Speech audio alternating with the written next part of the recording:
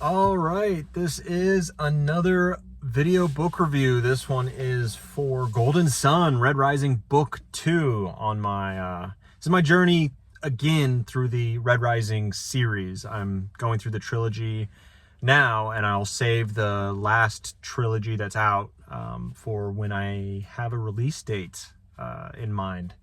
Or at least there is a release date out there for Red God, the final book in the series. Anyways, I remember this Golden Sun being my favorite book, maybe of the entire series, which the sixth book is, I think, hot on its heels from memory. I've only read that one once. But anyways, Golden Sun has a really high bar in my mind for being fantastic. And this book, gosh, it has it all. It's the perfect middle book. The absolute perfect middle book. We expand the world, we expand the universe, we expand the cast of characters, we expand the planets visited. Like, we expand everything. So everything gets bigger. We have our characters that we've already met, and have main character, obviously, Darrow. We'll talk about him in a second, but our side characters, not only are we expanding the amount of side characters, they're as interesting as the first side characters that we had in the first book, but you're also expanding and growing the ones that we had before as everyone kind of meets and interplays with each other. And that's just fantastic. It's been, I think, like a year or two after the Institute, and Darrow is at the Academy, which is like a space battle institute, really. And you have your own like fleet, you have all the colors underneath you while you try to beat all the others. And he's set off in the beginning against Carnus Al Bologna, or Al Bologna. I don't ever know how that is said. Never heard it. Anyways, and this is like the Bologna household, really the attack dog of the Bologna household of all the sons. And he ends up, you're here, there's, a bit spoilers going around. So if you don't want any spoilers from here on out, just know it's a fantastic book. Read this series, please. But anyways, you have Bologna, and he actually beats Darrow. He comes in, surprise attacks him, beats Darrow, and then now Darrow, his only mission really Augustus sent him to do was, hey, you don't have to win, but don't let the Bolognas win. Because if whoever wins gets more of a fleet or some kind of more power, and it's Bologna versus Augustus in this world, right? Over control of Mars. So anyways, Bologna wins, and then we find out that Darrow is now has lost favor really with Augustus, and he's going to be thrown to the wolves, and potentially get then killed by the Bolognas, who are still pissed at him for killing Julian in the Institute, right? So we have a bunch of Bolognas then surprise Darrow in the gardens and beat the heck out of him and pee on him. So really shame him, video it, everything. They keep him alive because they're like, Cassius, it needs to kill this guy. So they shame him, and now he's being thrown to the wolves by his guide, Augustus, the one guy who, he's done this kind of all for. And then, oh gosh, he loses Virginia sometime in the past because he's chosen to continue down this path with Augustus.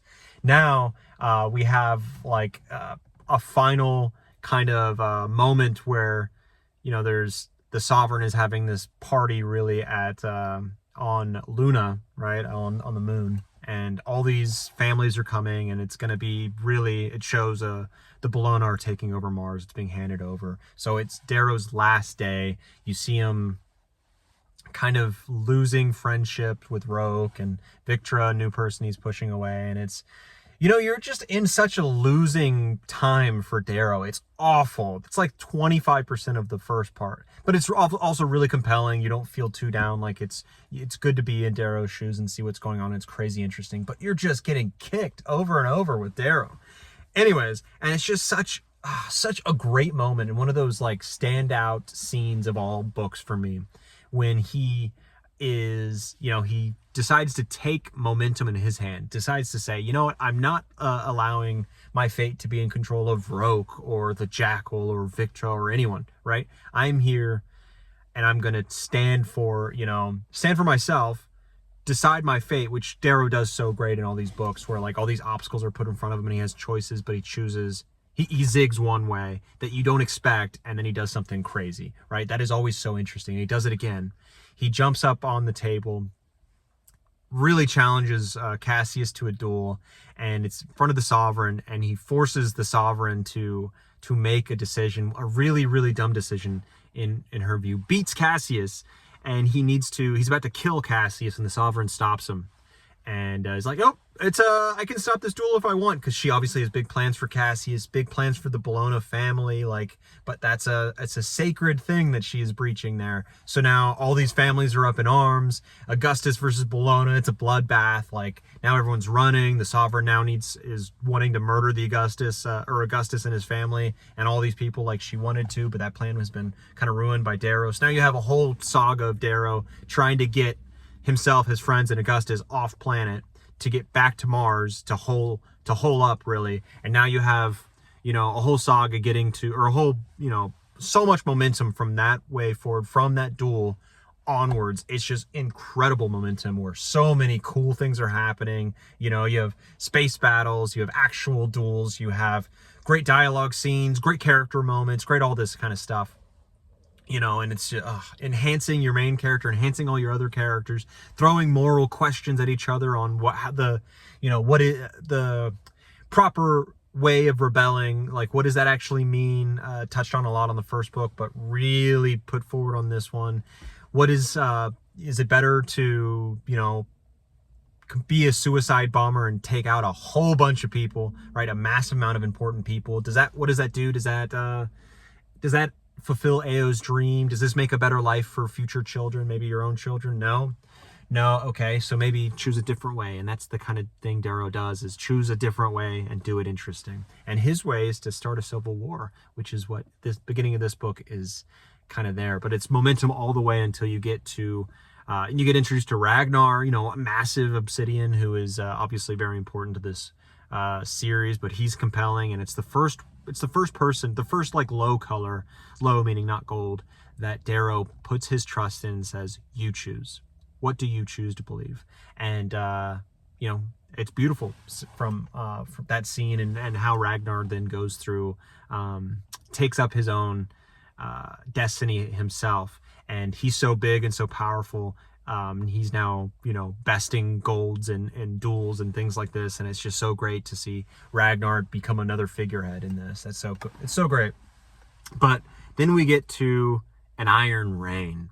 An Iron Rain is so cool, but it's like ODSTs from Halo, where you get into a pod, or really your kind of big mech spacesuit thing that you're just in to be shot from a spaceship into the atmosphere and land, while spaceships are shooting at you, while anti-air guns from planetary sites are shooting up at you, right? And it's just such a cool scene when the tension before Darrow's giving a speech, everyone's kind of afraid, all this kind of stuff, and then you get sent out into space. And it's like I always think of it in that scene where when he gets shot out and now looks out into this space battle.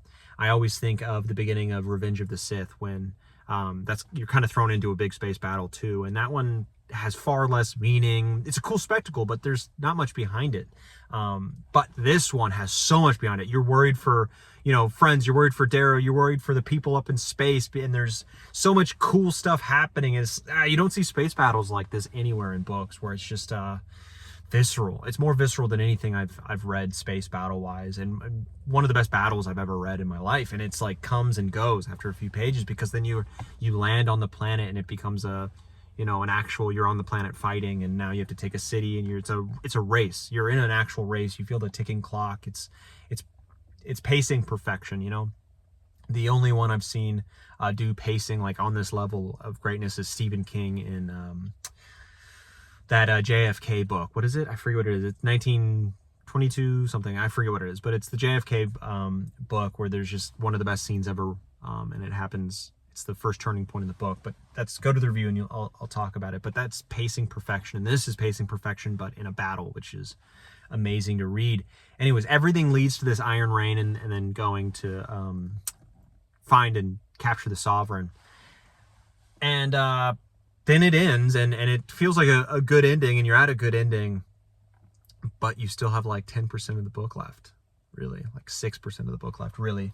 And what you end up getting is a red wedding and like Empire Strike Back, Luke getting thrown off the ledge kind of moment mixed together, where it's a complete rug pull. You know, friends and family are dying around you, being betrayed by the hosts, and you know, everything falls on its head and nothing will be the same afterwards, and you are left devastated, crushed, sad, and angry at what conspired, confused at how things happened. And before that, you had a touching moment. I skipped over, there's so many moments like this, but where Virginia has Darrow's past revealed to her by Darrow bringing her to Lycos, the old mine, his area of the mine at least, but the old mine that he was in.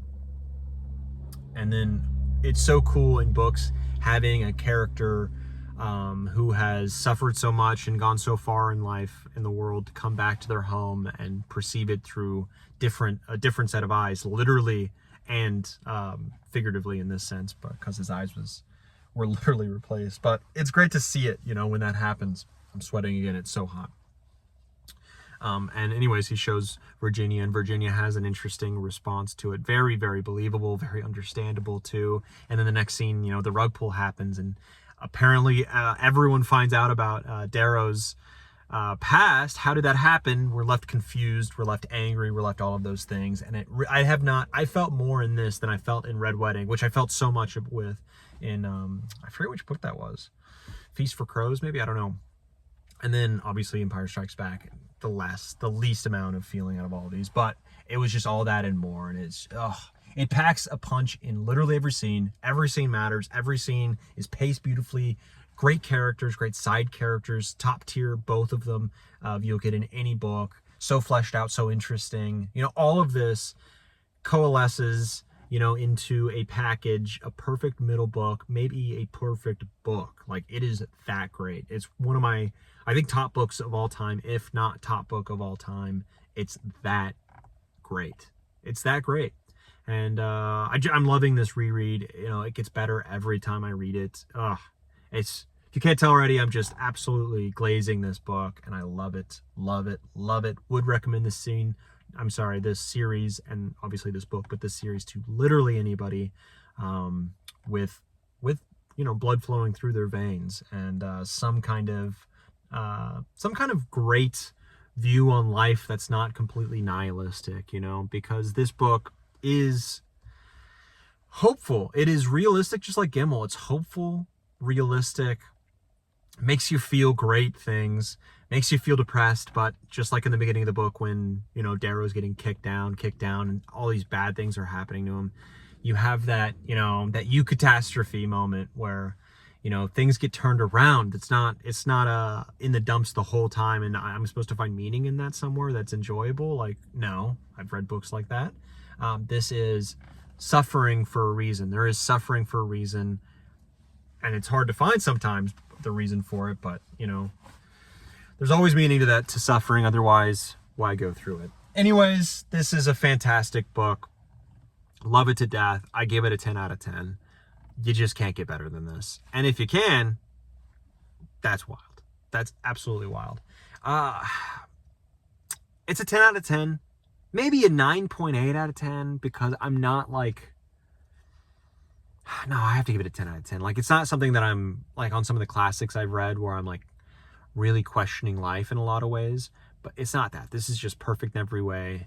Maybe doesn't introduce any, like, moral quandaries for me.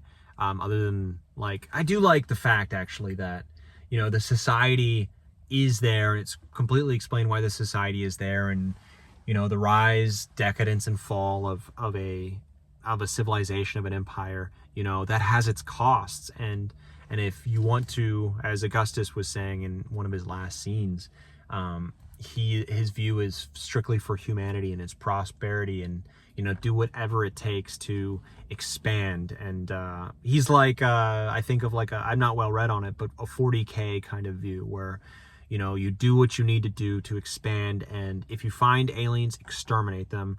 That's not really what it said, but, you know, taking Augustus to his final conclusion, it's all for humanity, expanding through the stars and staying dominant. And his whole viewpoint in the Golds, there's no God, there's no anything like that. So your soul life, that your only life is what you have, and what you do with it is very meaningful. And he doesn't want human beings to be just like a spark, you know, a spark that comes and goes in the universe's history. He wants the universe to be ruled completely by humans, and that takes cohesion in the society and its caste system, and led by the Golds, and all, and everything as it is for, you know, for humanity to expand. And he's against democracy, the rising, anything like that. So it's interesting to see his points brought forward, not only by him, but by Roke and other people as well. They have points, right? They have points, and the future of this series kind of explore that a lot, which is why I love this series so much. We'll talk about that. But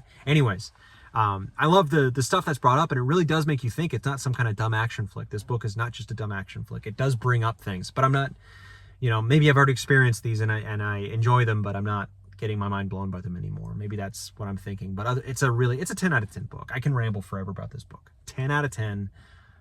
Love me or hate me about it.